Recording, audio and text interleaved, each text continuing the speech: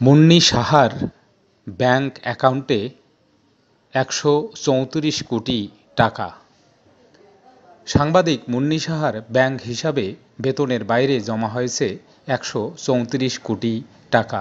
এর মধ্যে তিনি বিভিন্ন সময় ১২০ কোটি টাকা তুলেছেন। এখন স্থগিত করা তার ব্যাংক হিসাবে স্থিতি আছে মাত্র ১৪ কোটি টাকা। মুন্নি সাহা ও তার স্বামী কবির হোসেন তাপস এবং তাদের মালিকানাধীন এমএস প্রমোশনের ব্যাংক হিসাবে এসব অর্থ পেয়েছে Bangladesh financial intelligence unit BFIU. কোথা থেকে এলো এত টাকা? এই অর্থ পাচার হয়েছে কিনা তা খতিয়ে দেখছে আর্থিক গোয়েন্দা সংস্থা বিএফআইইউ। গত ৫ আগস্ট রাজনৈতিক পরিবর্তনের পর ৬ অক্টোবর বিএফআইইউ মুন্নি সাহার ব্যাংক হিসাব তলব করে। তার ব্যাংক হিসাবের বাইরে গুলশান তেজগাঁও লিংক রোড এলাকায় শান্তিনিকেতনে ১৬৫ রোজা গ্রিনে তার একটি ডুপ্লেক্স বাড়ির সন্ধান পেয়েছে গোয়েন্দা সংস্থা। বাংলাদেশ ব্যাংক সূত্রে জানা গেছে, ওয়ান ব্যাংকের কারওয়ান বাজার শাখায় মুন্নি সাহার স্বামী কবির হোসেন তাপসের মালিকানাধীন এমএস প্রমোশনের নামে ২০১৭ সালের ২ মে একটি হিসাব খোলা হয়, যেখানে মুন্নি সাহাকে নমিনি করা হয়েছে। এ ব্যাংকের চট্টগ্রামের খাতুনগঞ্জ শাখায় জনৈক মাহফুজুল হকের মালিকানায় প্রাইম ট্রেডার্সের নামে ২০০৪ সালের ২১ জুলাই একটি হিসাব আগেই খোলা হয়। এ দুই প্রতিষ্ঠানের নামে ওয়ান ব্যাংক থেকে ৫১,৫০,০০,০০০ টাকা ঋণ নেওয়া হয়। ঋণ পরিশোধ না করে বারবার সুদ মওকুফ ও নবায়ন করা হয়। এর মধ্যে ২০১৭ সালেই সুদ মওকুফ করা হয় ২৫,৭৮,০০,০০০ টাকা। প্রতিষ্ঠান দুটির মধ্যে পারস্পরিক ব্যবসায়িক কোনো সম্পর্ক না থাকলেও বিভিন্ন তারিখে হিসাব দুটির মধ্যে বিপুল অঙ্কের অর্থ লেনদেন হয়েছে। ২০১৯ সালের ২৯ সেপ্টেম্বর আলাদা ৩টি চেকের মাধ্যমে এমএস প্রমোশনের হিসাব থেকে প্রাইম ট্রেডার্সের হিসাবে ৫৬,৫০,০০০ টাকা স্থানান্তর করা হয়, যা সন্দেহজনক। এই অর্থ পাচার হয়েছে কিনা তা যাচাই করে আর্থিক গোয়েন্দা সংস্থা বিএফআইইউ।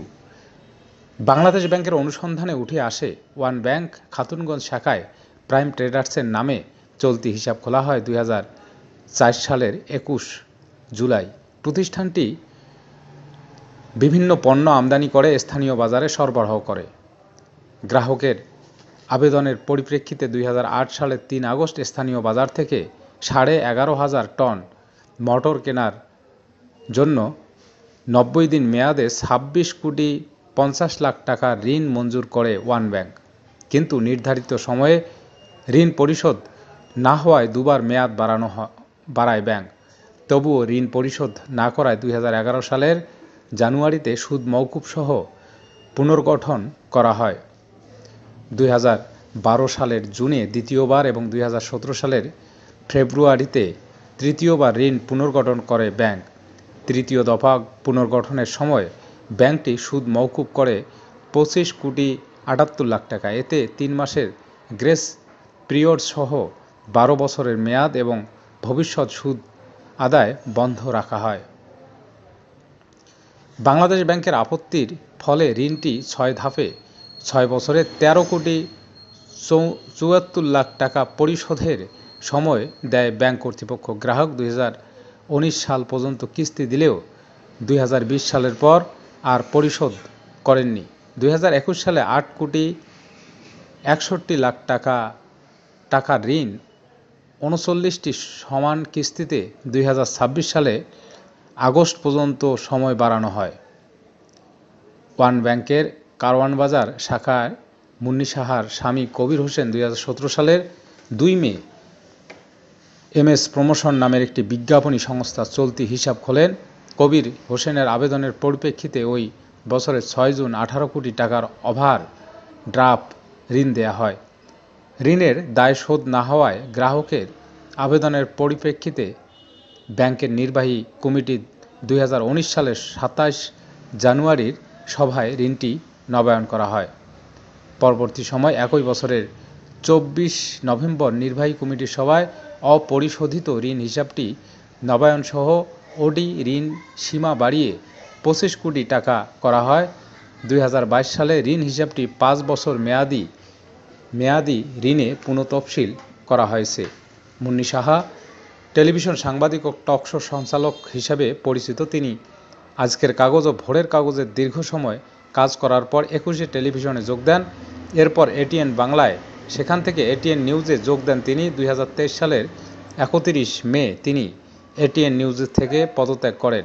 পরে এক টাকার খবর নামে একটি অনলাইন পোর্টালের সম্পাদক হিসাবে দায়িত্ব পালন করছিলেন। জুলাই আগস্টে ছাত্র আন্দোলন জনতার আন্দোলনে রাজধানীর যাত্রাবাড়িতে গুলিতে শিক্ষার্থী নাঈম হাওলাদার শত্রু নিহত হওয়ার ঘটনায় একটি মামলা হয়েছে। গত 22 আগস্ট যাত্রাবাড়ি থানায় ওই মামলা করেন নিহত শিক্ষার্থীর বাবা কামরুল ইসলাম। সেই মামলার আসামি মুন্নী সাহা।